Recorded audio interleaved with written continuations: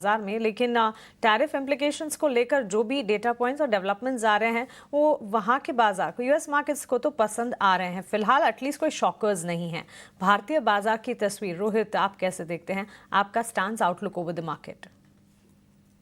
मेरा मानना है कि काफ़ी जो नेगेटिव्स हैं वो बाज़ार में काफ़ी हद तक प्राइस इन हो चुके हैं।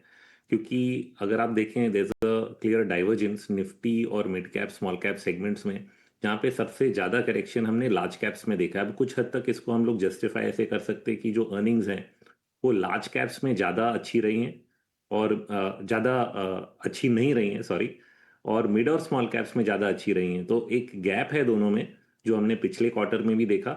और उस हिसाब से मार्केट ने कुछ हद तक इस अर्निंग सीजन की शुरुआत से ही लार्ज कैप्स को थोड़ा ज़्यादा पीटा है। दूसरी बात रही टैरिफ्स को लेके। महीने की शुरुआत से बातें थी कि कहीं ना कहीं एक डील हो जाएगा, और डेट भी जब आगे बढ़ा दिया गया तो ऐसा लग रहा था कि डील शायद इस महीने के अंत तक आ जाएगी। वो तो नहीं हुआ। बट दुनिया भर में जो अलग अलग देशों के डील्स अब होने लगे हैं जहाँ पे टैरिफ्स ज़्यादा लगे थे, जैसे कि जापान का है, अब यूरोप का भी की भी बात आ गई है।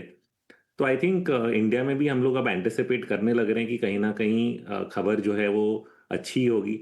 एक उन्होंने जो इनिशियली 26% अनाउंस किया था उससे कम ही आएगा जो भी नंबर आएगा। तो उस हिसाब से मार्केट अब उस चीज़ को पॉजिटिवली डिस्काउंट करना शुरू करेगा। तो मेरा मानना है कि सेंटिमेंट जो है बाजार में बहुत ही खराब हो चुका है। ऑल्दो मार्केट उतना ज़्यादा गिरा नहीं है, लोगों के मन में भय इन सब बातों को लेके जो बढ़ गया है वो धीरे धीरे हट जाएगा।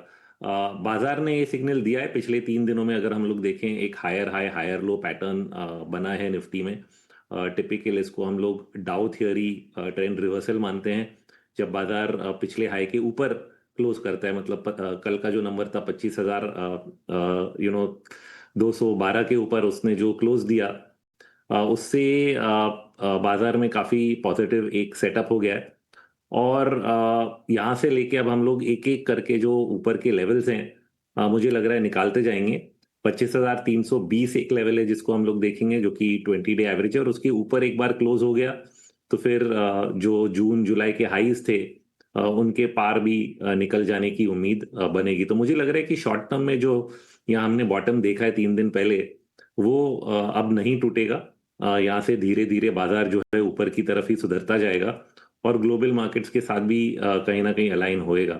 तो इस चीज़ को मानते हुए यहाँ से पॉजिटिव जो ट्रेड्स हैं वही लेने चाहिए। इन्वेस्टमेंट साइड पे भी जो जो स्टॉक्स नीचे आए हैं तो बाइंग की अपॉर्चुनिटीज बन रही हैं कई सेक्टर्स में। और ध्यान कहीं ना कहीं जाना चाहिए कि कौन से सेक्टर्स जो हैं वो बेस्ट परफॉर्मिंग रहे हैं और आगे भी जाते हुए वही परफॉर्म करेंगे।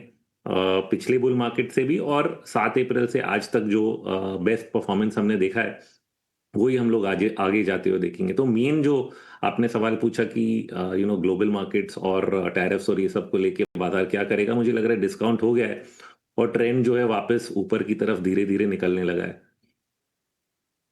बिल्कुल रोहित जी, पॉजिटिव कन्विक्शन और कॉन्फिडेंस इस वक्त डोमेस्टिक मार्केट्स के लिए। ग्लोबल सेटअप ठीक ठाक है और भारतीय बाजार की अपनी भी चाल है जो कि तेजी की चाल है, मैच्योर मार्केट है और यहाँ से और ज़्यादा तेजी जो है वो नज़र आ सकती है, मानना है लगातार हमारे टेक्निकल और फंडामेंटल एक्सपर्ट्स का। चलिए यहाँ पर एक छोटे से ब्रेक के लिए हम रुक रहे हैं। ब्रेक के उस पार जब